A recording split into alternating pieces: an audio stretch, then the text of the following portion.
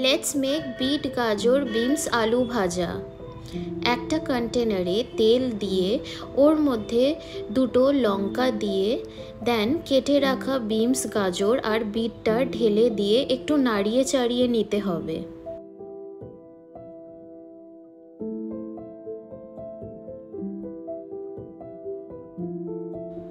তারপর ওর মধ্যে হলুদ গুঁড়ো আর সল্ট দিয়ে আবার ভালো করে নাড়িয়ে চাড়িয়ে নিতে হবে।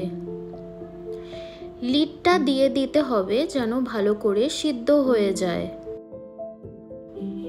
আফটার দ্যাট আলুটা অ্যাড করে দিতে হবে। জেনারেলি আলুটা পরে দেওয়া হয় কারণ আলু তাড়াতাড়ি সিদ্ধ হয়ে যায় বলে। তারপর কালো জিরে দিয়ে দিতে হবে ফ্লেভারের জন্য। And it is ready. Please like and subscribe my channel. Thank you.